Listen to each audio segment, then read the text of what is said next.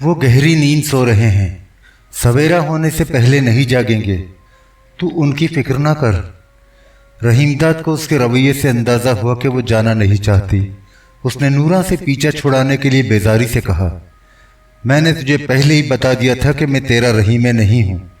मैंने तो उसे कभी देखा भी नहीं। मैं चौधरी नूर इलाही हूँ, गुरदासपुर का मुहाजिर। मुझसे तुझे क्या लेना?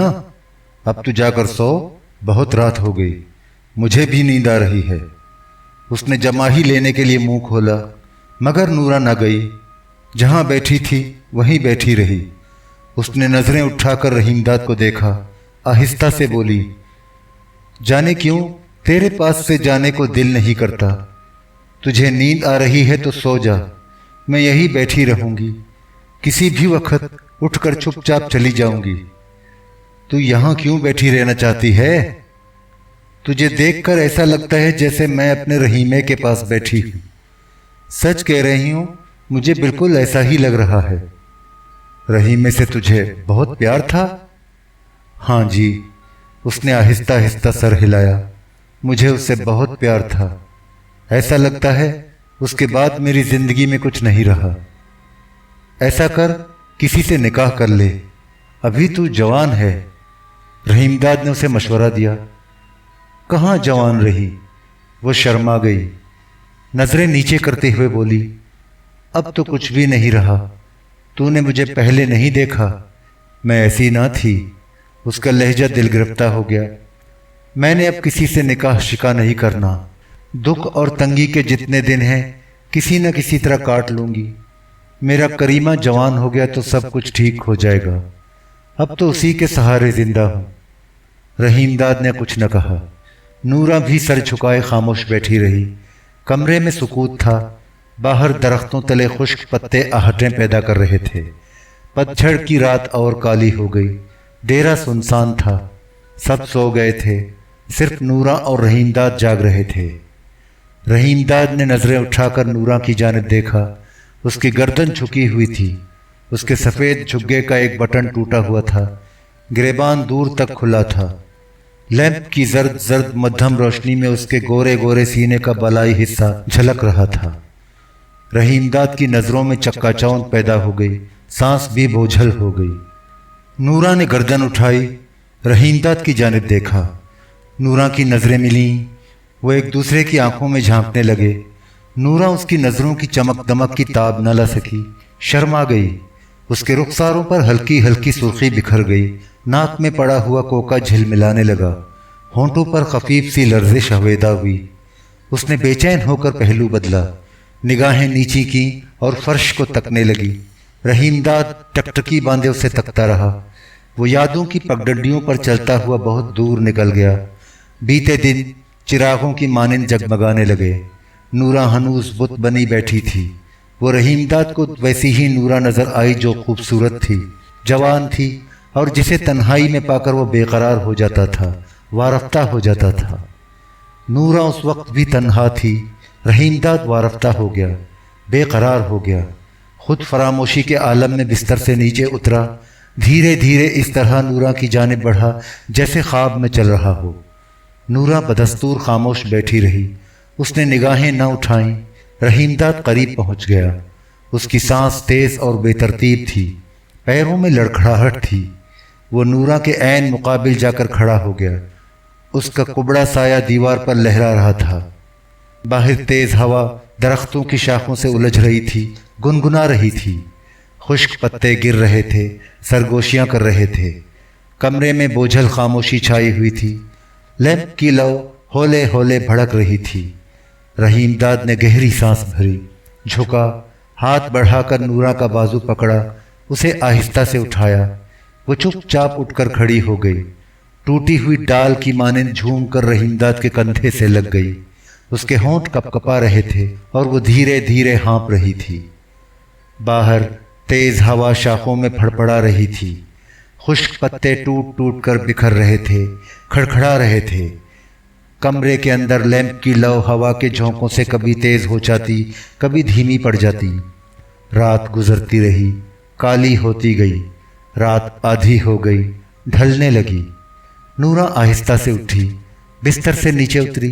रहीमदाद जाग रहा था। नूरा उसके सामने तन कर खड़ी हो गई।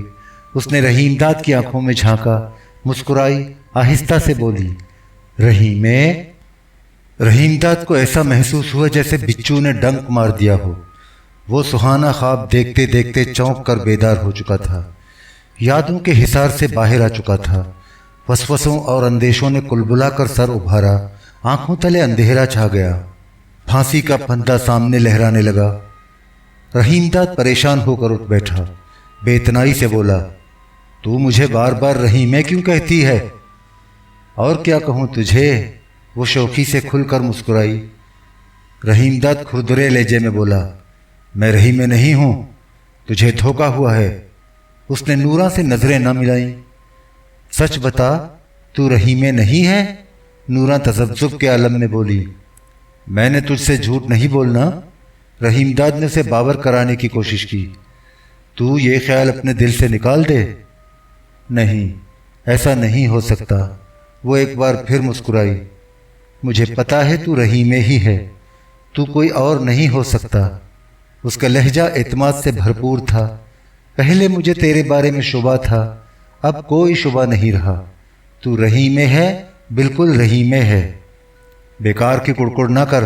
रहीमदाद ने गुस्से से आंखें निकालकर उसे डांटा। मैं तेरा रहीमे नहीं, चौधरी नूर इलाही हूँ। अब तू यहाँ से टुट जा।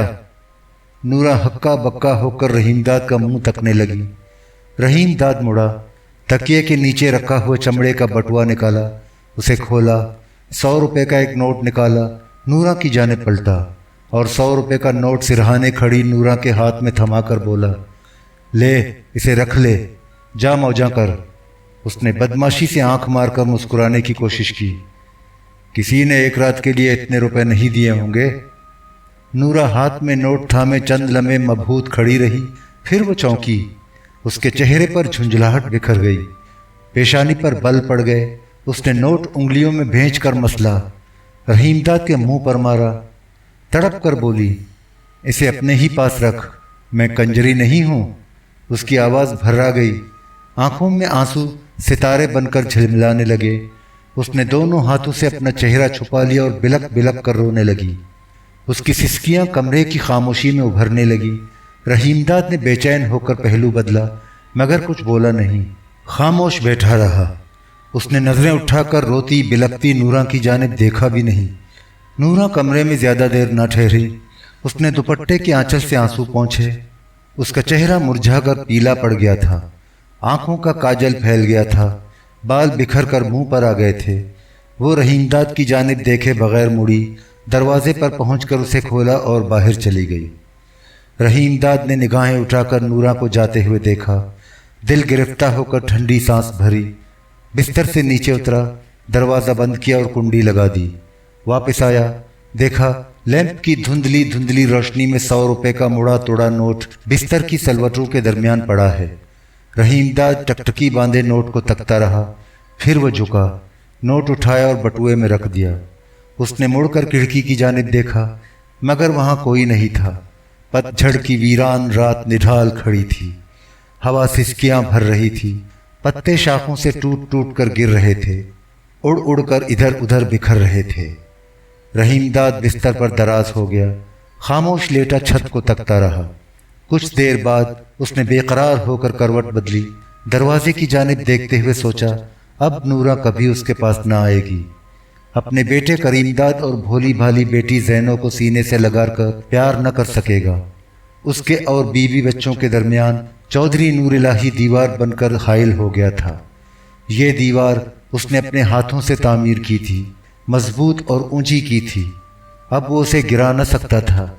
गिराता तो खुद उसके मलबे के नीचे दब कर रह जाता। वो देर तक जागता रहा, यादों की ऊंची नीची लहरों पर डोलता रहा। बेचैनी से बार बार करवटें बदलता रहा। वो थक कर निढाल हो गया, गहरी नींद सो गया। मिली जुली आवाज़ों के हल्के हल्के शोर से रहीमदाद की आंख खुल गई। आवाज़ें नौकरों की कोठड़ियों की जानिब से उभर रही थी। सर्दी उस वक्त भी अच्छी खासी थी। रहीमदाद बिस्तर से नीचे उतरा, ऊनी दोहर ओढ़ी, दरवाज़ा खोला, बाहर निकला। सुबह हो चुकी थी। मगर आसमान पर अभी तक बादल छाए थे, रोशनी धुंधली थी, इहाते में हू का आलम था, दूर दूर तक कोई नजर ना आता था। रहीमदाद आहिस्ता आहिस्ता चलता हुआ उस जानिब बढ़ा जिधर से शोर उठ रहा था। वो कुछ ही दूर गया था कि एक दरख्त की आड़ से अकबर नमूदार हुआ। रहीमदाद ठहर गया। अकबर करीब आकर बोला, खैर है सही, खुश हो, राजी हो? जिम्मेदार वापस आ गया? रहीमदाद ने रफ़ी सम्मा के बारे में दरियाफ्त किया। ना सही, वो अभी नहीं आया। ये शोर कैसा हो रहा है? रहीमदाद ने नौकरों की कोठड़ियों की सिमत हाथ उठाकर पूछा। सही बहुत बुरा हो गया। उसका चेहरा अफसुर्दा हो गया। वो परेशान और घबराया हुआ नजर आ रहा था। रहीमदाद खामोश रहा, उसके चेहरे को तकता रहा। वो नूरा थी ना, उधर नौकरानी लगी थी। अकबर उलझे हुए लहजे में बोला, रात जाने उसे क्या हुआ? उसके एक निक्का था और एक निक्की, दोनों का उसने तेज काती से गला काट डाला, अपने कपड़ों पर तेल छिड़का और आग लगा ली। रहीमदाद दम बखुद रह गया। उसने महसूस किया हवा में जले हुए गोश्त की बू रची है। वो कुछ न बोला, मुंह से आवाज़ ही न निकली। उसने सुना अकबर कह रहा था, नूरा ने अंदर से दर बंद कर रखा था, किसी को पता ही नहीं चला। वो चीखी चिल्लाई भी नहीं, चुपचाप जलती रही। पास की कोठड़ी में रुस्तम रहता है। गोश्त जलने की बू से उसकी आंख खुल गई। उस वक्त अंधारा था, सर्दी भी बहुत थी। वो बाहर निकला। नूरा की कोठड़ी से धुआं निकल रहा था। उसने दर खोलने की कोशिश की पर खुला नहीं। तब रुस्तम ने शोर किया। पास पड़ोस के सारे ही नौकर और बान्हे इकट्ठे हो गए। दरवाज़ा तोड़कर अंदर घुसे तो धुआं इतना भरा था कि कुछ नजर न आता था। अब नूरा कैसी है? रहीमदाद ने धड़कते दिल से पूछा। सही, उसका तो मरण हो गया।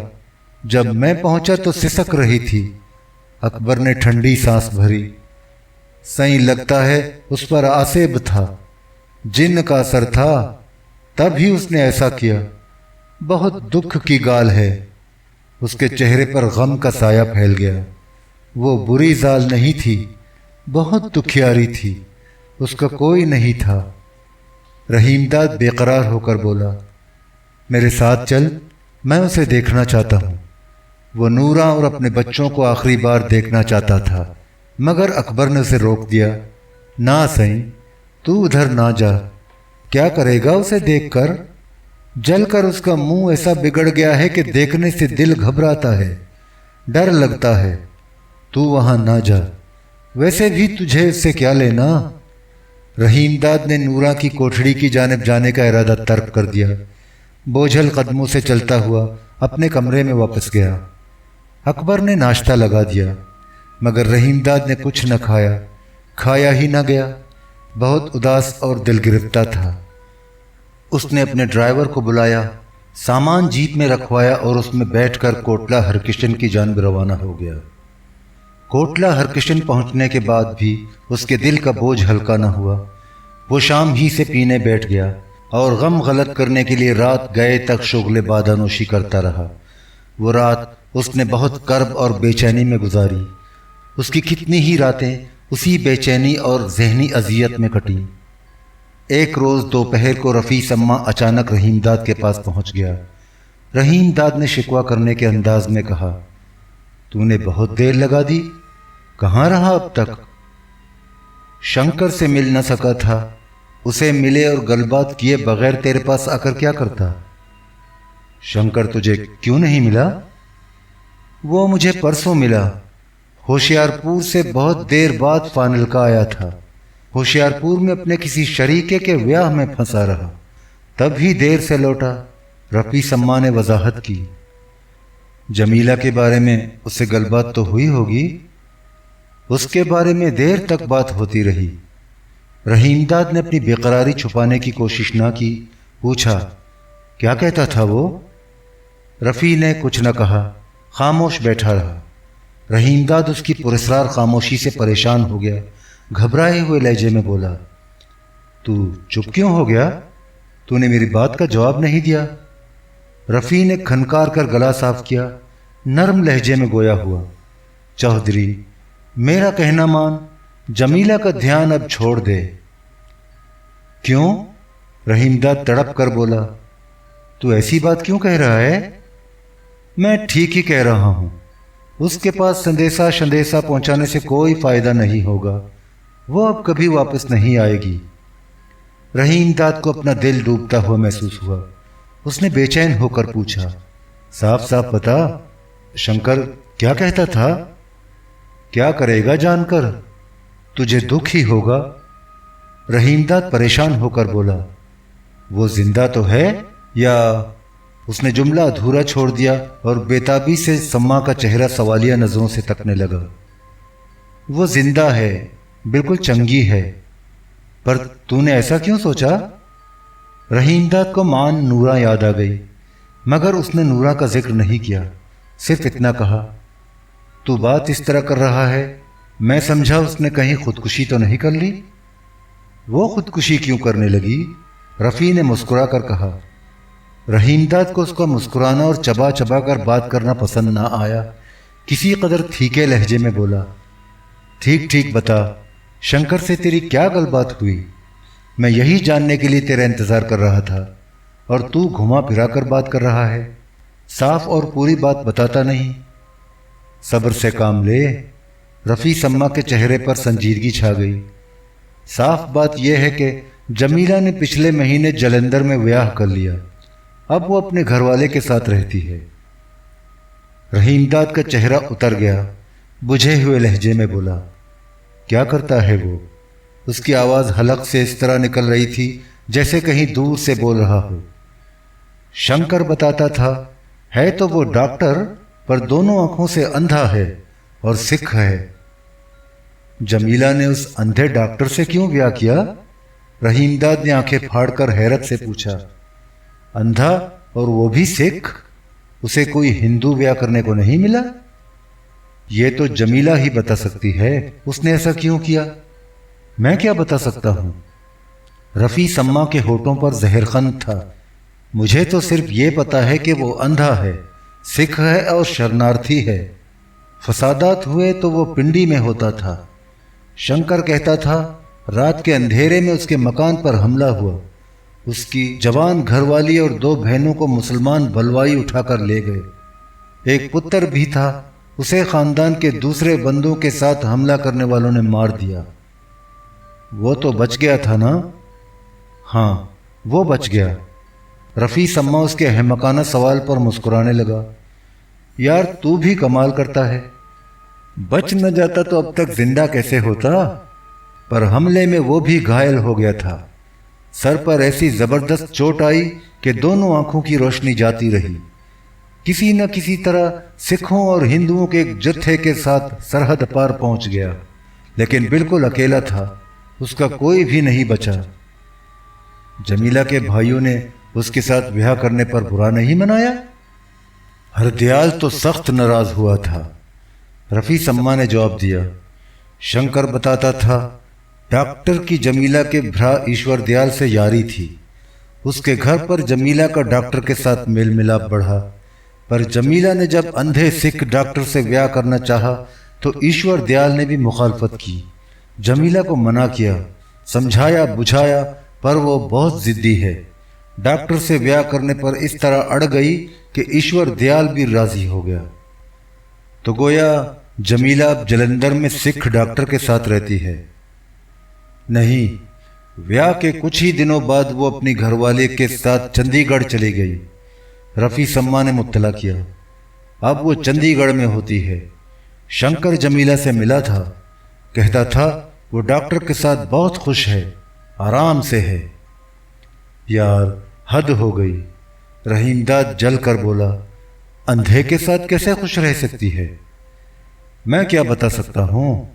सम्मा ने बेतकल्लुफी से हंसकर कहा। मैंने तो ना जमीला को देखा ना उसके अंधे खसम को। उसने रहीमदाद के चेहरे को गौर से देखा। तेरा और जमीला का बहुत दिनों साथ रहा है, वो तेरी घरवाली रह चुकी है, तुझे उसके बारे में ठीक से पता हो सकता है। मैंने तो शंकर से जो कुछ सुना तुझे बता दिया। अपनी समझ में तो कुछ आया नहीं, رحیم داد نے بے بسی سے اظہار خیال کیا۔ اس کا چہرہ سپاٹ تھا، اس پر کوئی رد عمل نہ تھا، کوئی واضح تاثر نہ تھا۔ میں کہتا ہوں تو جمیلہ کو سمجھ ہی نہ پایا، وہ تجھے چھوڑ کر کبھی نہ جاتی۔ رفیع سما کے چہرے سے ذہانت جھلک رہی تھی۔ ساری باتیں سن کر مجھے تو ایسا لگتا ہے کہ وہ پیار کی بھوکی تھی، اسے سہارے کی ضرورت تھی جو اسے تو نہ دے سکا۔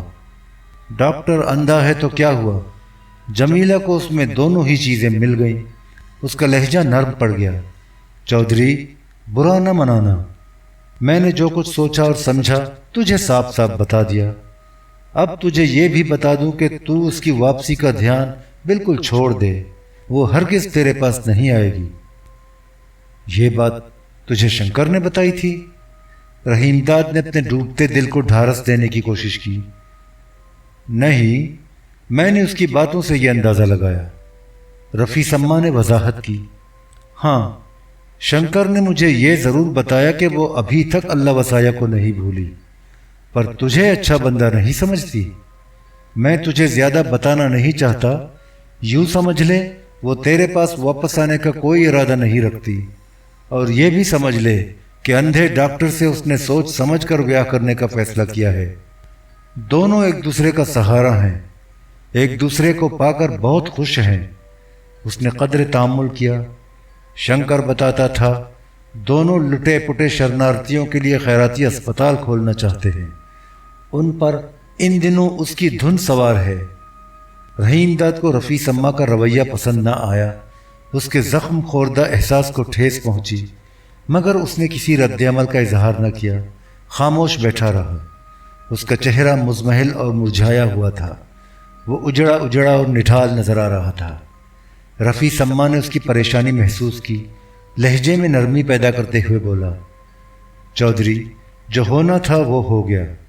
اس نے رحیم داد کی دلجوئی کی۔ ویسے مجھے پتا ہے تجھے دکھ پہنچا ہے، تو کہے تو آگے کے لیے سوچا جائے، میں تیری ہر طرح مدد کرنے کو تیار ہوں، پر میں تجھ سے کہوں گا۔ رحیم داد نے اسے پوری بات کہنے نہ دی، پھیکے لہجے میں بولا، مجھے پتا ہے تو کیا کہنا چاہتا ہے۔ اس کے ہونٹوں پر زہر خند نمودار ہوا۔ تو نے ٹھیک ہی سوچا، مجھے اب جمیلہ کو بھول جانا چاہیے، اب وہ کبھی واپس نہیں آئے گی۔ رفیع سما نے گفتگو کا موضوع بدلنے کی غرض سے پوچھا، شاہ جی سے تو نہیں ملنا ہوا؟ نہیں، رحیم داد نے گردن ہلا کر انکار کیا۔ پچھلی بار تیرے ساتھ ہی آیا تھا، تب سے نہیں ملا، وہ آج کل طرح طرح کے چکروں میں پھنسا ہوا ہے۔ میں چند روز بعد لاہور جاؤں گا، شاہ جی سے بھی ملنے کی کوشش کروں گا۔ شاہ جی سے کہنا چودھری تجھے بہت یاد کرتا ہے۔ رفیع سما اٹھ کر کھڑا ہو گیا، وہ عجلت میں تھا۔ رحیم داد نے اسے روکنے کی کوشش کی، اس کی خواہش تھی کہ وہ 2-4 روز اس کے ساتھ قیام کرے، مگر سما رضامند نہ ہوا۔ وہ اپنی جیپ میں آیا تھا، اس میں سوار ہوا، دوبارہ آنے کا وعدہ کیا۔ جیپ آگے بڑھی اور دھول کے بادل اڑاتی تیزی سے دوڑنے لگی۔ رفیع سما کو رخصت کرنے کے بعد رحیم داد اور دل گرفتہ ہو گیا، وہ نڈھال اور بجھا بجھا نظر آ رہا تھا۔ ربی کی فصل تیار کھڑی تھی، گرمی بڑھتی جا رہی تھی، تیز ہوائیں چلتی تو گندم اور جو کے پودے جھولتے، لہلہاتی فصلوں میں سیٹیاں بجتی۔ اس بار فصل کچھ زیادہ ہی اچھی تھی، کسانوں کے چہرے خوشی سے دمکتے تھے۔ رحیم داد نے فصل کی کٹائی میں خلاف معمول زیادہ ہی دلچسپی لی، وہ خود کو زیادہ سے زیادہ مصروف رکھنے کی کوشش کرتا۔ اس نے پے در پے جو صدمے اٹھائے تھے، ان کی اذیت اور کرب سے فرار حاصل کرنے کا اسے ایک ہی راستہ نظر آیا کہ ذمہ داری کے کاموں میں خود کو مصروف رکھے۔ فصل کی کٹائی ہو گئی، بٹائی بھی خوش اسلوبی سے ہو گئی۔ رحیم داد خریف کی بوائی کی تیاری کر رہا تھا کہ ایک صبح احسان علی شاہ کا ملازم شیدہ اس کے پاس آیا۔ احسان شاہ نے رحیم داد کو پیراں والا بلایا تھا۔ دن ڈھلے رحیم داد نے جیپ نکلوائی اور اس میں بیٹھ کر پیراں والا پہنچ گیا۔ احسان علی شاہ اپنی حویلی کے پھاٹک پر ہی مل گیا۔ حسب معمول اس نے گرم جوشی کا مظاہرہ کیا، گلے سے لگا کر دل جوئی کی باتیں کی۔ معاف کرنا چودھری، میں ان دنوں ایسا پھنسا ہوا ہوں کہ کوشش کے باوجود تجھے اب تک نہ مل سکا۔ رحیم داد خوش ہو گیا، مسکرا کر بولا، یہ بتا آج تو نے کیسے بلایا؟ کوئی خاص گل بات ہے؟ خاص ہی سمجھ لے، احسان شاہ نے کہا، میں نے زیادہ دیر نہیں ٹھہرنا، آج ہی لاہور جانا ہے۔ ایسا تھا تو مجھے بلایا ہی کیوں؟ رحیم داد نے گلہ کیا، میں تو یہ سوچ کر آیا تھا کہ تیرے ساتھ چند روز ٹھہروں گا، بہت دن ہو گئے تجھے ملے ہوئے، بہت ساری باتیں کرنی تھیں، مشورے لینے تھے، باتیں بھی ہوں گی اور آرام سے ہوں گی۔ احسان شاہ بے تکلفی سے ہنسا، تو ایسا کر، اتوار کی شام کو میرے پاس لاہور پہنچ جا، تیرے ڈرائیور نے میری کوٹھی دیکھ رکھی ہے، آرام سے پہنچ جائے گا، وہیں ساری باتیں کر لینا۔ اب تو میں نے جانا ہے، ادھر بیٹھ کر گل بات نہیں ہو سکتی؟ رحیم داد اس کے ساتھ بیٹھ کر شغل بادہ نوشی کرنا چاہتا تھا، دل بہلانا چاہتا تھا۔ نہیں، احسان شاہ رضامند نہ ہوا، میں نے تجھے لاہور میں محکمہ بحالیات کے ایک افسر سے ملانا ہے، اس کا ایک کام مجھ سے اٹکا ہوا ہے، متروکہ جائیداد کے ایک اونچے فراڈ میں پھنس گیا ہے، نوکری جانے کے ساتھ جیل کاٹنے کا بھی خطرہ ہے۔ وہ چاہتا ہے میں گورنر سے سفارش کر کے معاملہ دبوا دوں، گورنر میری بات مان لے گا، اسے بھی آج کل میری ضرورت ہے، پر میں نے بحالیات اور آبادکاری کے افسر سے کیا لینا؟ رحیم داد بات کی تہہ تک نہیں پہنچ سکا۔ تیرے پاس جو کلیم ہے وہ کس لیے ہے؟ احسان شاہ نے تھیکے لہجے میں کہا، تو نے اسے کیڑوں کو کھلانے کے لیے رکھ چھوڑا ہے؟ اس نے ہلکا قہقہا لگایا، جو کچھ الاٹ کرانا ہے ابھی الاٹ کرا لے، بعد میں کچھ بھی نہ رہے گا، کلیم کی دستاویزات پڑی پڑی سڑ جائیں گی، تو اکیلا کلیم ہولڈر نہیں، نہ جانے کتنے ہیں جو کلیم کے کاغذات دبائے الاٹمنٹ کے چکر میں سرکاری دفتروں کے چکر کاٹ رہے ہیں، سفارش بھی پہنچا رہے ہیں، رشوت بھی کھلا رہے ہیں، پر الاٹمنٹ آسانی سے نہیں ملتی۔ تو ٹھیک ہی کہہ رہا ہے، رحیم داد نے جھٹ اپنی غلطی تسلیم کر لی، میں نے بھی الاٹمنٹ کے لیے بہت چکر کاٹے ہیں، تجھے یہ پتہ نہیں؟ مجھے پتہ ہے۔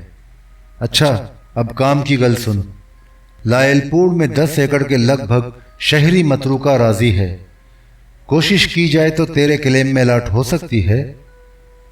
میں اس کی الاٹمنٹ لے کر کیا کروں گا؟ رحیم داد نے دبی زبان سے انکار کیا، وہ الاٹمنٹ کے چکر میں پڑنا نہ چاہتا تھا، ڈر تھا کہ کہیں اس کے کلیم کی جعلسازی کا راز افشا نہ ہو جائے اور لینے کے دینے نہ پڑ جائیں، اس پر ٹیکسٹائل مل لگے گی۔ احسان شاہ نے اس کی عدم دلچسپی نظر انداز کرتے ہوئے کہا، اس کے لیے روپیہ کہاں سے آئے گا؟ رحیم داد نے ایک بار پھر کنی کاٹنے کی کوشش کی، مل تو لاکھوں میں لگتی ہے، اس کے لیے حکومت سے پرمٹ اور لائسنس بھی لینا پڑتا ہے، تو ان باتوں کی فکر نہ کر، یہ سب کچھ مجھ پر چھوڑ دے۔ احسان شاہ نے اسے اعتماد میں لے کر بتایا، بینک سے قرضہ مل جائے گا، مجھے جلد ہی کراچی بھی جانا ہے، پرمٹ اور لائسنس بھی نکلوا لوں گا۔ وہ بے تکلفی سے مسکرایا، یہ تیرے سوچنے کی گل بات نہیں، میں سب بندوبست کر لوں گا، تو اکیلا نہیں ہوگا، میں بھی تیرے ساتھ شریک رہوں گا، کمپنی بنانی ہوگی، اسے رجسٹر کرانا ہوگا۔ مجھے تو جی صاف بات یہ ہے کہ کچھ پتہ نہیں، سب پتہ ہو جائے گا، میں نے کہا نا کہ میں بھی تیرے ساتھ رہوں گا۔ احسان شاہ نے تھیکے لہجے میں کہا، تو خواہ مخواہ کی باتیں نہ سوچ، جیسا کہتا ہوں ویسا کر، جیسی تیری مرضی۔ رحیم داد نے مزید الجھنے کی کوشش نہیں کی، تو جیسا کہے گا میں نے وہی کرنا ہے۔ مل لگانے کے لیے اپنے پاس زمین ضرور ہونی چاہیے، احسان شاہ نے کہا، ایک اچھا موقع آتا گیا ہے، اس سے فائدہ اٹھانا چاہیے، میں نے ساری اسکیم سوچ رکھی ہے، تجھے صرف اتنا کرنا ہے کہ کلیم کے کاغذات لے کر اتوار کو لاہور پہنچ جا، آگے کیا کرنا ہے یہ تجھے نہیں سوچنا۔ رحیم داد خاموش رہا، احسان شاہ نے بھی مزید بات چیت نہیں کی۔ احسان شاہ لاہور چلا گیا، رحیم داد واپس کوٹلہ ہرکشن آ گیا۔ اتوار کو رحیم داد نے کلیم کے کاغذات کا بستہ نکالا، حفاظت سے سوٹ کیس میں رکھا، اسے لے کر جیپ میں بیٹھا اور لاہور کے لیے روانہ ہو گیا۔ جیپ سڑکوں پر دوڑتی آگے بڑھی، मुल्तान रोड पर पहुंचते ही ड्राइवर ने रफ्तार तेज कर दी, मगर जीप पतोकी के नवाह में पहुंची तो एक टायर में पंक्चर हो गया। ड्राइवर ने जीप रोक ली, जैक लगाया और पहिया उतारने लगा। दिन ढल रहा था, धूप मटियाली पड़ती जा रही थी। रहीमदाद जीप से उतरा और एक दरख्त के नीचे जाकर खड़ा हो गया। उसे खड़े हुए कुछ ही देर गुजरी थी कि खेतों के दरमियान से गुजरते हुए कच्चे रास्ते पर दरख्तों की आड़ से एक औरत और मर्द निकलकर सामने आ गए। रहीमदाद ने दोनों को देखा। उसने मर्द को फौरन पहचान लिया। वो लाली था, उसके हमरा शादा थी। रहीमदाद उन्हें देखते ही सख्त परेशान हो गया। दोनों की निगाहों से बचने के लिए उसने अपना चेहरा मोड़ लिया और सड़क की सिमत देखने लगा। मुल्तान रोड पर कारें, बसें और दूसरी गाड़ियां शोर मचाती हुई तेजी से दौड़ रही थी। कुछ फासले पर सड़क के किनारे रहीमदाद की जीप खड़ी थी। ड्राइवर पहिया उतार कर स्टपनी चढ़ाने में मसरूफ था। रहीमदाद दरख्त के नीचे गुमसुम खड़ा था। उसके चेहरे से घबराहट झलक रही थी। वो ज्यादा देर एक ही हालत में खड़ा न रह सका। उसने बेचैन होकर पहलू बदला, गर्दन मोड़ी, उछटती नजरों से देखा। लाली कच्चे रास्ते से निकलकर सड़क पर पहुंच चुका था। शादा उसके साथ साथ चल रही थी। दोनों आहिस्ता आहिस्ता चलते हुए रहीमदाद की जानिब बढ़ रहे थे। रहीमदाद ने झट निगाहें उधर से हटाईं और सड़क पर गुजरती हुई गाड़ियों को तकने लगा। उसके चेहरे पर छाई हुई घबराहट में अचानक इजाफा हो गया था। वो लाली के सामने आते हुए कतरा रहा था। उसे डर था कि अगर लाली की तेज और उकाबी नजरों ने उसे पहचान लिया तो वो उसके लिए जबरदस्त खतरा बन सकता है। रहीमदाद से चौधरी नूर इलाही बन जाने के बाद वो खुद को ऐसा सरबस्ता राज समझता था जिसमें किसी को शामिल करना नहीं चाहता था और ना इस मामले में वो किसी को एतमाद में लेना चाहता था। इसी राजदारी के बायस नूरा और उसके दोनों बच्चे हमेशा हमेशा के लिए उससे जुदा हो गए।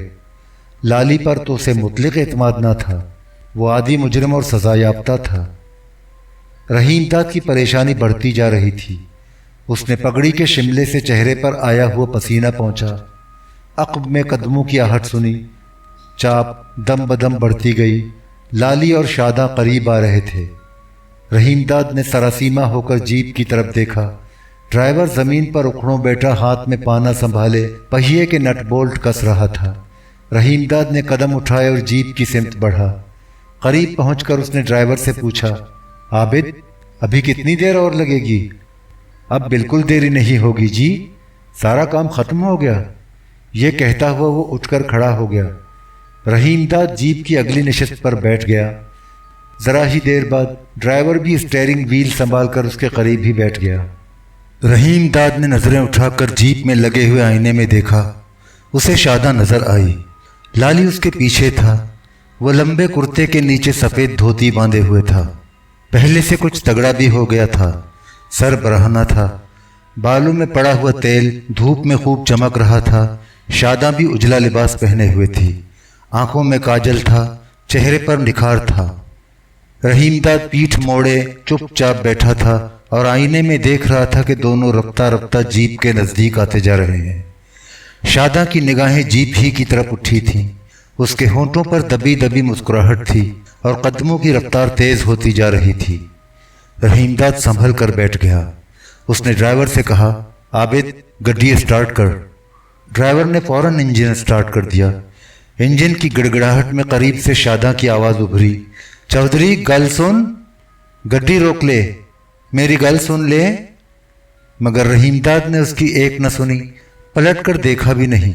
एक हाथ से पगड़ी का ऊंचा तुर्रा दुरुस्त किया और गर्दन अकड़ाए खामोश बैठा रहा। ड्राइवर ने क्लच दबाकर गाड़ी गियर में डाली, एक्सीलेटर पर पैर रखा। जीप तेजी से आगे बढ़ी। रहीमदाद निगाहें उठाए सामने देखता रहा। आगे जाकर उसने दरख्तों की ओट से पलटकर पीछे देखा। शादा अभी तक जीप की जानिब देख रही थी। उसके बराबर लाली खड़ा था। दूर से दोनों सायों की मानिंद धुंधले धुंधले नजर आ रहे थे। जीप फर्राटे भरती लाहौर की सिमत दौड़ रही थी। रहीमदाद खामोश बैठा लाली के बारे में सोच रहा था।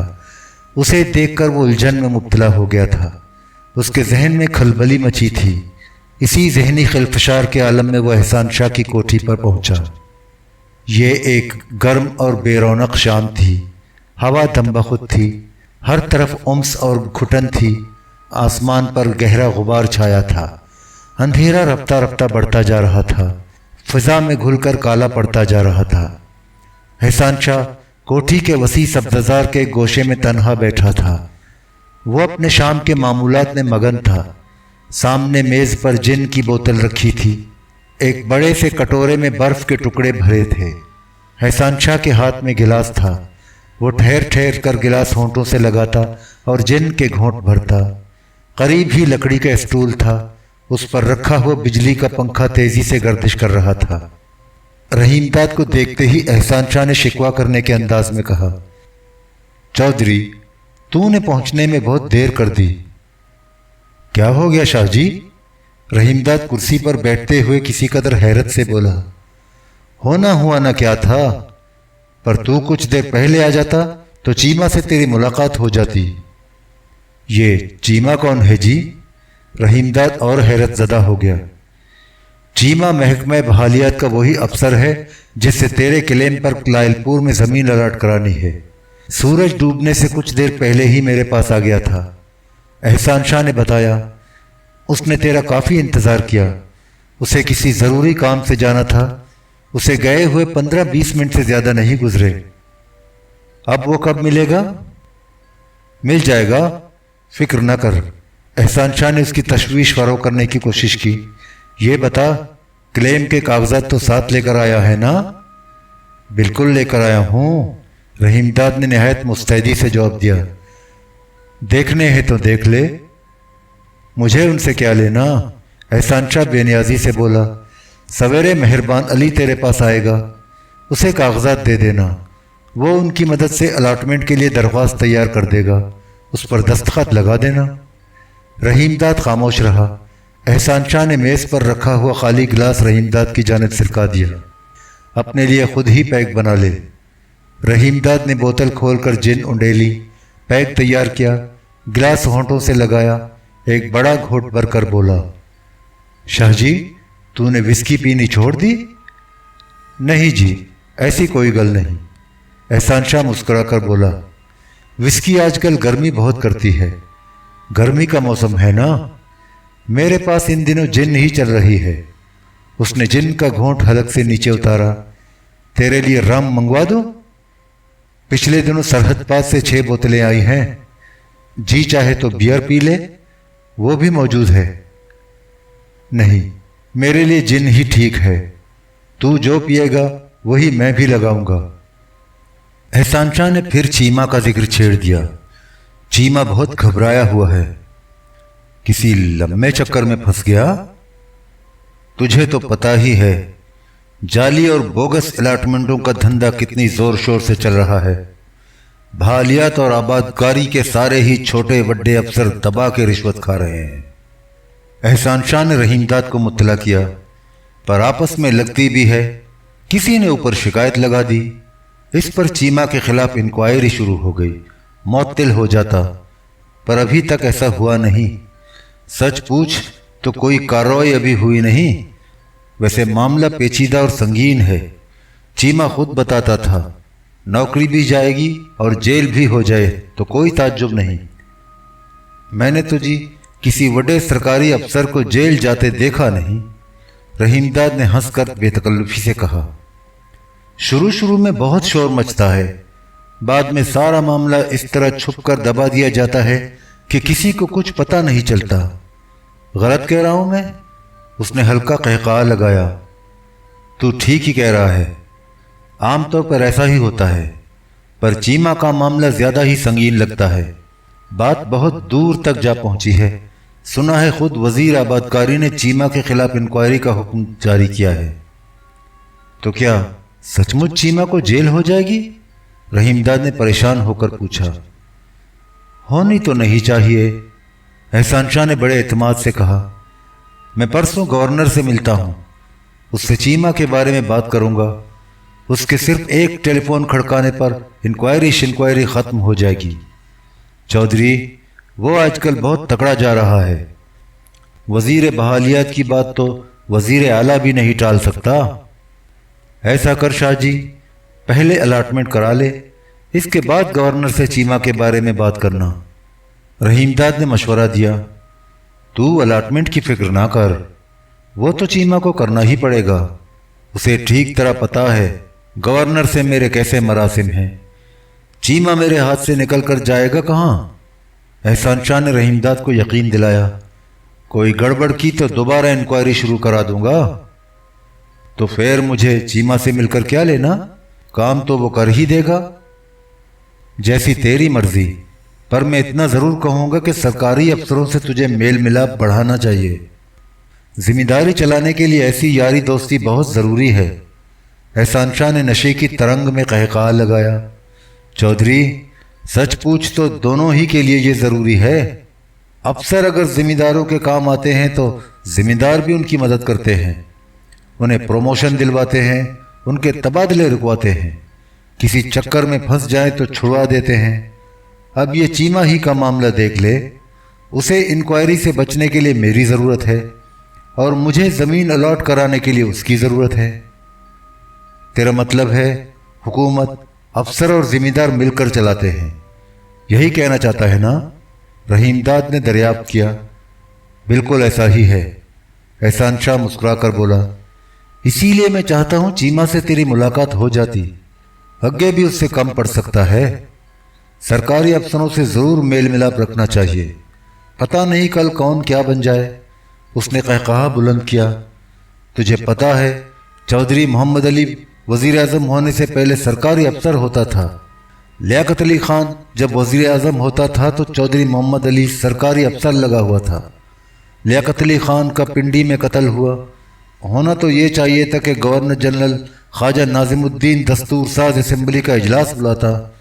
उन दिनों असेंबली में मुस्लिम लीग सबसे बड़ी पार्टी होती थी। गवर्नर जनरल उसके लीडर से हुकूमत बनाने को कहता, पर ऐसा न हुआ। चौधरी मोहम्मद अली ने अपने बंगले पर गवर्नर जनरल और सारे वजीरों को इकट्ठा किया। नाजिमुद्दीन को वजीर आज़म लगाया, गुलाम अहमद को गवर्नर जनरल और ख़ुद मरकज़ी वजीर ख़जाना बन गया। ना वो असेंबली का मेंबर था न मुस्लिम लीग का। पर वो कैसे वजीर बन गया? रहीमदाद ने हैरत से दरियाफ्त किया। वो अफसरों का अफसर सेक्रेटरी जनरल जो था। एहसान शाह ने हंस कर कहा, गुलाम मोहम्मद भी वजीर ख़जाना बनने से पहले सरकारी अफसर होता था। वो इतना जोरावर होता था कि उसने वजीर आज़म नाजिमुद्दीन को बरतरफ कर दिया। नाजिमुद्दीन ने मलका एलिज़ाबेथ से मदद मांगनी चाहिए, पर गुलाम मोहम्मद ने उसके और दूसरे वजीरों के टेलीफोन की तारें ही कटवा दी थीं। मज़े की बात यह है कि नाजिमुद्दीन ही ने मलका से सिफारिश की थी कि गुलाम मोहम्मद को गवर्नर जनरल लगा दिया जाए, और मलिका ने उसे गवर्नर जनरल लगा भी दिया। मलका को यह इख्तियार कैसे हासिल हुआ? वो तो इंग्लिस्तान की मलका होती थी। रहीमदाद ने ताज्जुब से कहा, अंग्रेजों की हुकूमत तो कब की खत्म हो चुकी। चौधरी तुझे कुछ पता नहीं, वो इंग्लिस्तान के साथ साथ तब तक पाकिस्तान की भी मलका थी। एहसान शाह ने बताया, गवर्नर जनरल पाकिस्तान में उसका नुमाइंदा होता था। उसने रहीमदाद की जानिब देखा, तुझे मालूम है सिकंदर मिर्जा जो गवर्नर जनरल से पाकिस्तान का पहला सदर बन चुका है, पहले सरकारी अफसर ही होता था। वो डिफेंस सेक्रेटरी होता था। इससे पहले पेशावर का डिप्टी कमिश्नर भी रह चुका था। सिकंदर मिर्जा अफसर से गवर्नर जनरल कैसे बन गया? सिकंदर मिर्जा ने चौधरी मोहम्मद अली से मिलकर गुलाम मोहम्मद को हटाने की स्कीम बनाई। चुनाचे मोहम्मद अली ने मलका एलिज़ाबेथ को लिखा कि गुलाम मोहम्मद को 2 माह की रुख्सत पर भेज दिया जाए और उसकी जगह सिकंदर मिर्जा को गवर्नर जनरल लगा दिया जाए। मलिका ने चौधरी मोहम्मद अली की सिफारिश मंजूर कर ली। एहसान शाह ठहर ठहर कर बताता रहा। 2 महीने गुजर गए तो गुलाम मोहम्मद से चौधरी मोहम्मद अली ने किसी न किसी तरह इस्तीफे पर दस्तखत भी लगवाए। इस्तीफा फौरन मलिका के पास भेज दिया गया। साथ ही ये भी दरख्वास्त की गई कि सिकंदर मिर्जा को पक्का गवर्नर जनरल लगा दिया जाए। मलिका ने गुलाम मोहम्मद के इस्तीफा मंजूर कर लिया और सिकंदर मिर्जा को गवर्नर जनरल बना दिया। रहीमदाद हनूज हैरत ज़दा था। शाहजी, तूने बहुत अजीब बातें बताई। मुझे पता नहीं था सरकारी अफसर इतने ताकतवर होते हैं।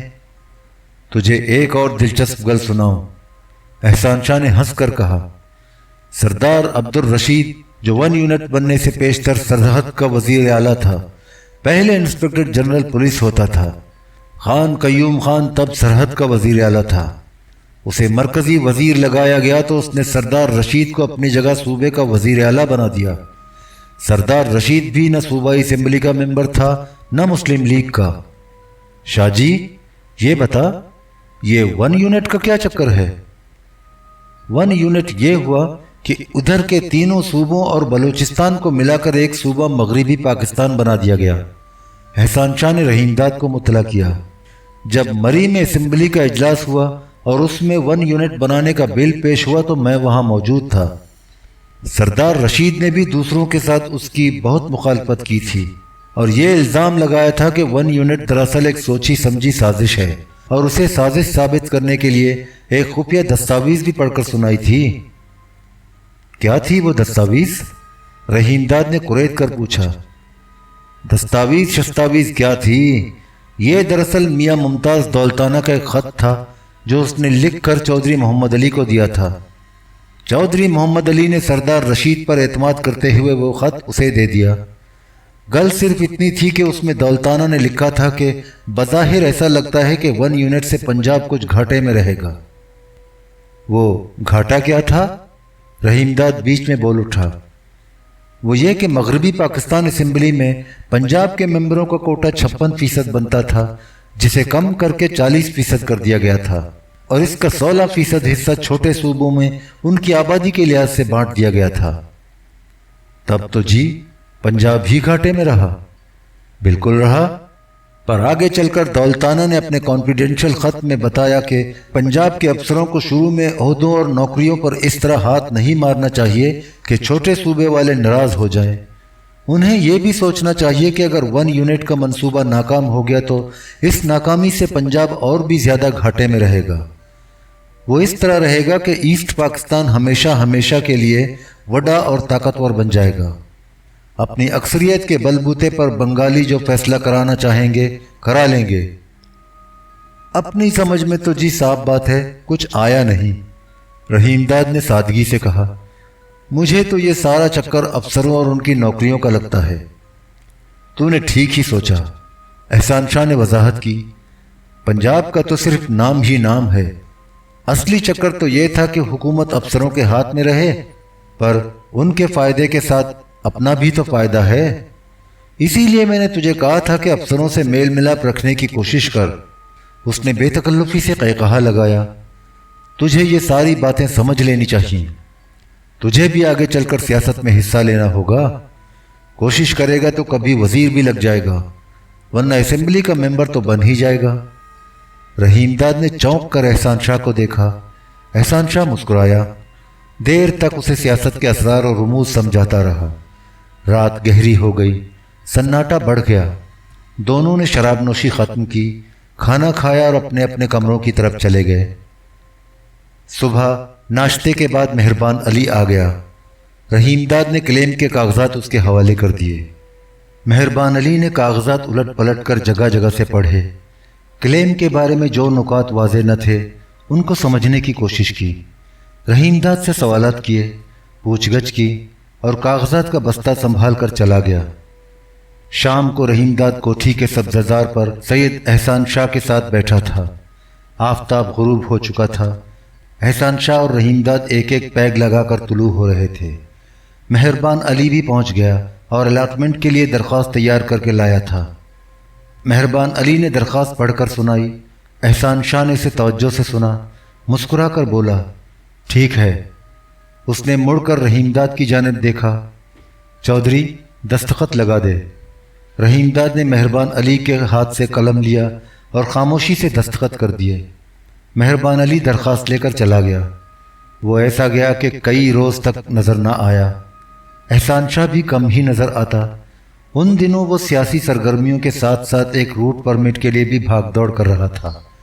اس نے اپنے ایک بیٹے کے نام سے ایک ٹرانسپورٹ کمپنی قائم کر رکھی تھی۔ اسی کمپنی کے لیے وہ روٹ پرمٹ حاصل کرنا چاہتا تھا، مگر یہ پرمٹ نیا نہ تھا۔ پہلے بھی وہ کئی روٹ پرمٹ لے چکا تھا۔ کمپنی کی لاریاں اور بسیں ان پرمٹوں کے مطابق مقررہ راستوں پر چل رہی تھی۔ احسان شاہ کمپنی کا کام اور بڑھانا چاہتا تھا۔ اس کا منصوبہ تھا کہ وسطی پنجاب میں ہر طرف اس کی کمپنی کی بسوں کا جال پھیل جائے۔ اپنے اس منصوبے کا ذکر وہ رحیم داد سے بھی کر چکا تھا۔ رحیم داد کی احسان شاہ سے دن میں تو ملاقات ہی نہ ہوتی، مگر اکثر شام کو دونوں مل بیٹھتے، شراب نوشی کرتے، ادھر ادھر کی باتیں کرتے۔ احسان شاہ عام طور پر سیاسی صورتحال کے بارے ہی میں بات کرتا، رحیم داد کو اپنی سیاسی سرگرمیوں سے آگاہ کرتا۔ پھر ایسا ہوا کہ 3 روز تک وہ رحیم داد سے بالکل نہ مل سکا۔ رات کو کس وقت واپس آتا رحیم داد کو مطلق علم نہ ہوتا، وہ بے خبر سوتا ہوتا۔ شام کو وہ ملا تو بہت نڈال اور تھکا ہوا تھا۔ رحیم داد نے پوچھا، شاہ جی تو ادھر کہاں غائب رہا؟ پتہ نہیں تو کن چکروں میں پڑا ہے۔ اس کے انداز میں تجسس تھا۔ تیرے روٹ پرمٹ کا کیا بنا؟ وہ تو مل گیا، پر میں ادھر ایک اور چکر میں پھنسا ہوا ہوں۔ وہی سیاست کا چکر ہوگا؟ رحیم داد مسکرا کر بولا، ہے تو وہی چکر۔ احسان شاہ نے بتایا، گورنر نے میری یہ ڈیوٹی لگائی ہے کہ مسلم لیگی ممبروں کو گھیر گھار کر ریپبلکن پارٹی میں لاؤں، وزیر اعلیٰ ڈاکٹر خان صاحب کی حمایت میں ان سے اسمبلی کے اندر ہاتھ اٹھواؤں۔ اب گورنر کی گل تو ماننی ہی پڑے گی، اس سے پرانی یاری جو ہوئی اپنے بہت کام آتا ہے۔ لائل پور کی زمین کی الاٹمنٹ کے معاملے ہی کو دیکھ لے، گورنر اگر چیمہ کے خلاف انکوائری نہ رکوائے تو چیمہ رشوت کھائے بغیر کیسے الاٹمنٹ کر سکتا ہے؟ سنا ہے اس زمین کے لیے 50,000 تک کی رشوت اسے پیش کی جا چکی ہے۔ یہ بتا، چیمہ کے خلاف گورنر نے انکوائری رکوا دی؟ گورنر سے چیمہ کے بارے میں میری گل بات تو ہو چکی ہے، اس نے وعدہ بھی کر لیا ہے، اور جب اس نے وعدہ کر لیا تو سمجھ لے انکوائری ختم ہو جائے گی۔ چیمہ کو بھی اس گل کا پتہ ہے؟ ہاں، میں نے اسے بتا دیا ہے۔ تو بہت تھکا ہوا نظر آ رہا ہے، کیا کرتا رہا دن بھر؟ رحیم داد نے دریافت کیا۔ نہ پوچھ کیا کرتا رہا، وہ مسکرا کر بولا، ہر روز نیا تماشا دیکھنے میں آتا ہے۔ صوبائی اسمبلی کے کتنے ہی ممبر ایسے ہیں کہ صبح لیگ میں ہیں تو دوپہر کو ریپبلکن پارٹی میں، شام ہوتے ہوئے پھر لیگی بن جاتے ہیں۔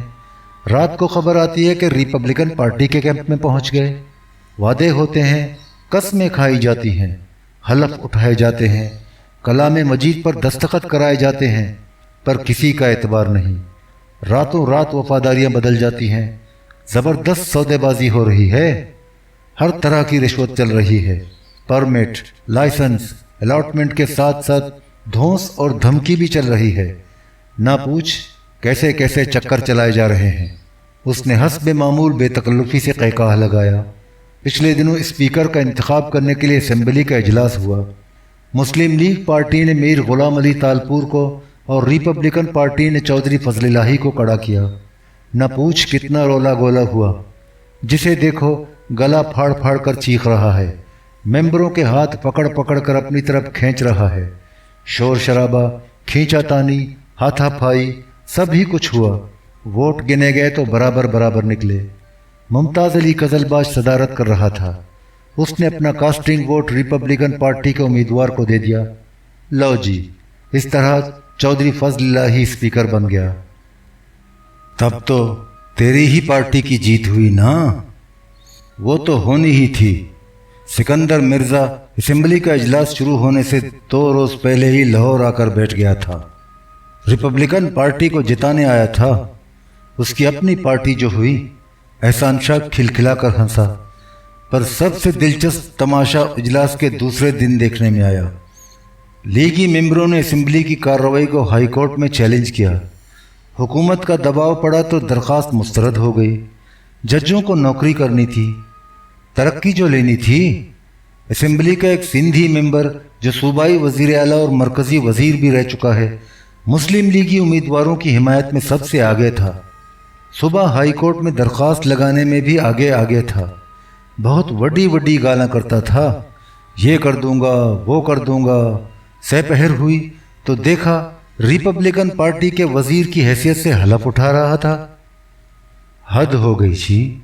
رحیم داد چند لمحے حیرت زدہ بیٹھا رہا، پھر اس نے پوچھا، مہربان علی اب تک نہیں لوٹا؟ کب تک آ جائے گا؟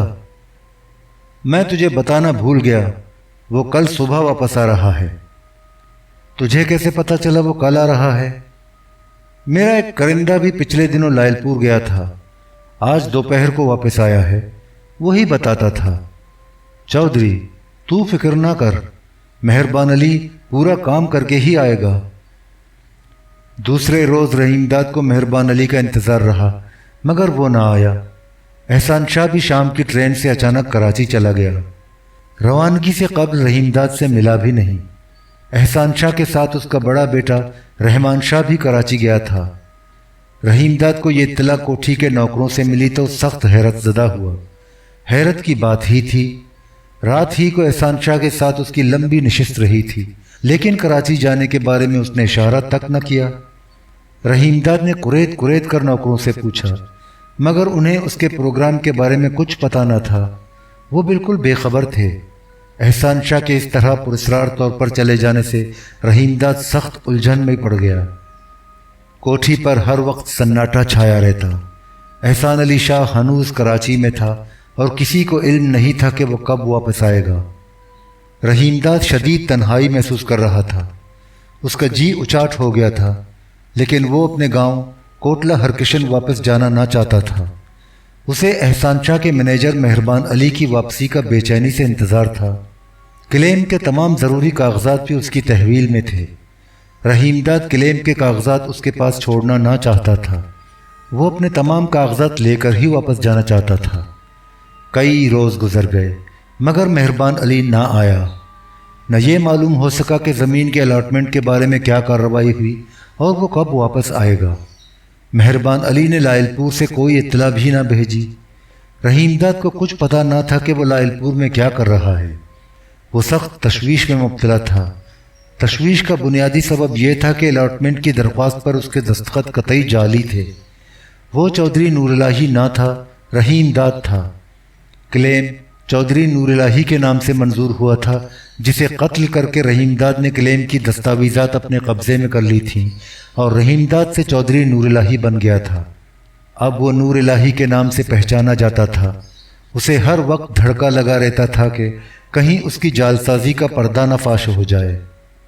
گرمی اپنے شباب پر تھی، دن بھر لو کے جھکڑ چلتے، در و دیوار سے چنگاریاں اڑتی، زمین دھوپ کی تمازت سے تپتی، آسمان پر گرد کا غبار چھایا رہتا، سورج غبار کی اوٹ میں تانبے کی سرخ تھال کی مانند دہکتا۔ دن ڈھلے جب گرمی کی شدت کا زور قدرے ٹوٹتا تو نوکر کوٹھی کے وسیع لان میں کرسیاں کرینے سے لگا دیتے۔ رحیم داد اس روز بھی معمول کے مطابق دن ڈھلے لان کے پرسکون گوشے میں جا کر کرسی پر بیٹھ گیا۔ فضا غبار آلود اور بوجھل تھی۔ رحیم داد نے کچھ ہی دیر پہلے غسل کیا تھا، اجلا لباس پہنا تھا مگر جسم پر پسینے کی نمی تھی، طبیعت میں اکتاہٹ تھی، تنہائی کا احساس رہ رہ کر ستاتا تھا۔ سائے پھیل کر طویل ہو گئے، دن کی چمک دمک دھندلی پڑ گئی، سورج ڈوب گیا، آسمان کی رنگت سرمئی ہو گئی، اندھیرا دھیرے دھیرے فضا میں گھلنے لگا۔ رحیم داد کرسی کی پشت سے سر ٹکائے گم سم بیٹھا تھا۔ ناگہاں کوٹھی کے پھاٹک پر ایک کار آ کر ٹھہری، ساتھ ہی کسی کی آواز بھی ابھری۔ رحیم داد کو آواز مانوس معلوم ہوئی، اس نے ذہن پر زور دیا اور جھٹ پہچان لیا، وہ سردار مراد خان شاہانی تھا، چوکیدار سے احسان شاہ کے بارے میں دریافت کر رہا تھا۔ رحیم داد کے چہرے پر ہلکی ہلکی مسکراہٹ پھیل گئی، وہ اٹھا اور تیز تیز قدم اٹھاتا ہوا پھاٹک کی جانب بڑھا۔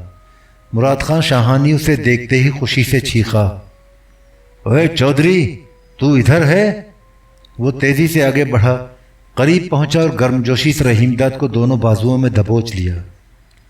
شاہانی تو کب آیا؟ رحیم داد نے علیحدہ ہوتے ہوئے پوچھا۔ میں کل صبح آیا۔ تو نے شاہ جی کو کہاں بھیج دیا؟ سنا ہے کراچی گیا ہے۔ تو نے ٹھیک ہی سنا، وہ کراچی گیا ہے۔ مراد خان شاہانی نے مڑ کر سردار شہزور خان مزاری کی جانب دیکھا، وہ قریب ہی کھڑا تھا۔ شاہانی نے اس کی جانب اشارہ کرتے ہوئے رحیم داد سے کہا، سائیں چودھری تو نے اسے نہیں پہچانا؟ کیوں نہیں پہچانا؟ یہ اپنا شہزور مزاری ہے نا، بھکر میں تیری ہی حویلی میں تو اسے ملا تھا۔ رحیم داد نے آگے بڑھ کر مزاری کو گلے سے لگایا اور آہستہ آہستہ اس کی پیٹھ تھپکنے لگا۔ इसे मैं कैसे भूल सकता हूँ। ये तेरा यार है तो तेरे साथ अपना भी यार है। रहीमदाद ने शाहानी को मुखातिब किया। दोनों इकट्ठे ही आए हो? मैं तो हफ्ते भर से लाहौर में हूँ, शाहानी के बजाय मज़ारी ने जवाब दिया। रहीमदाद ने शहज़ोर मज़ारी से दरियाफ्त किया, तू हफ्ता भर से उधर क्या कर रहा था? कराची से एक कार आने वाली थी, उसका सौदा तय करने के लिए आया हूँ। हो गया सौदा? रहीमदाद ने मज़ारी से पूछा। हो गया, कई रोज़ हो गए, सरदार मज़ारी ने बताया। आजकल वही कार मेरे पास है। बहुत शानदार गाड़ी है, सरदार मुराद खां शाहानी ने हंसकर कहा। सईं चौधरी, ये ड्राइवर भी ज़बरदस्त है, ऐसी तेज़ गाड़ी दौड़ाता है जैसे तोप से निकला हुआ गोला। उसने बेतकल्लुफ़ी से कहा बुलंद किया। तीनों आहिस्ता आहिस्ता चलते हुए लान के उस गोशे में पहुंच गए जहां कुर्सियां करीने से रखी थीं। उन्होंने कुर्सियां खिसकाईं और इत्मीनान से बैठ गए। रहीमदाद ने शहज़ोर मज़ारी से दरियाफ्त किया, शाहजी से तेरा मेल मिलाप नहीं है? तो पर ज़्यादा नहीं। तू हफ्ता भर से इधर है, एक रोज़ भी शाहजी से मिलने नहीं आया। रहीमदाद ने शिकवा करने के अंदाज में कहा। कार के चक्कर में फंसा रहा, सरदार मज़ारी ने सफाई पेश की। रहीमदाद ने मुड़कर शाहानी की तरफ देखा। तू कल ही इधर क्यों नहीं आया? कल और आज सरकारी अफसरों से मिलता रहा। शाहानी ने भी सफाई पेश की। फुर्सत मिलते ही इधर आया हूँ। तेरे इलाके में तो सख्त गड़बड़ थी? रहीमदाद ने शाहानी से कुरेद कर पूछा। अब उधर का क्या हाल अहवाल है? मज़ारी बीच में बोल पड़ा। गड़बड़ तो इतनी ज़बरदस्त थी कि बीट से निकलकर मुजफ्फरगढ़ और डेरा गाजी खान के मज़ारों और किसानों तक में फैलने लगी थी। अब तो सब ठीक ठाक है, शाहानी ने बताया। पुलिस ने सख्ती से दबा दिया। वैसे अभी तक कहीं कहीं थोड़ी बहुत गड़बड़ है। इसका मतलब तो ये हुआ कि गड़बड़ पूरी तरह ख़त्म नहीं हुई, दोबारा भड़क सकती है। रहीमदाद ने अपने खदशात का इजहार किया। ऐसा ख़तरा तो है, सरदार शहज़ोर मज़ारी ने रहीमदाद से इत्तेफ़ाक़ राय करते हुए कहा। वैसे बॉर्डर मिलिट्री पुलिस कुमक पर ना आती तो ज़िला मियांवाली की पुलिस से अभी तक गड़बड़ न दबती। मैं तो उन दिनों शाहानी के साथ बीट ही में था। रहीमदाद ने अपने रद्दअमल का इजहार किया। न पूछ उधर कैसी गड़बड़ थी, मैं तो सख्त परेशान हो गया था। वापसी पर ऐसा हुआ कि हेमू वाली से आगे मज़ारों और कमियों के एक हुजूम ने मेरी जीप को घेर लिया। जिसे देखो लाल लाल आंखें निकाले घूरता था, गला फाड़ फाड़ कर चीखता था। उन्होंने तो समझो हल्ला ही बोल दिया था, पर ड्राइवर बहुत होशियार था। उसने मिन्नत की, समझाया बुझाया, तब जीप उनके घेरे से किसी न किसी तरह निकली और आगे बढ़ी। उजड़ और जांगली जो ठहरे, सरदार मज़ारी ने नफ़रत से मुंह बिगाड़ा। उन्हें क्या पता तू कौन है और किस लिए आया है? उनके पास इतनी समझ ही होती तो ऐसी गड़बड़ क्यों करते? अपने हाथों अपनी खराबी की। गिरफ्तार हुए, जेल गए, अब सज़ा भुगत रहे हैं। कई तो पुलिस की फायरिंग से मारे भी गए। सरदार मुराद खां शाहानी ने गर्दन ऊंची करते हुए कहा। लाशें भी दरिया में बहा दी गईं, मछलियां खा गईं, किसी को पता भी न चला। सुना है जख्मी भी बहुत हुए, मज़ारी बोला।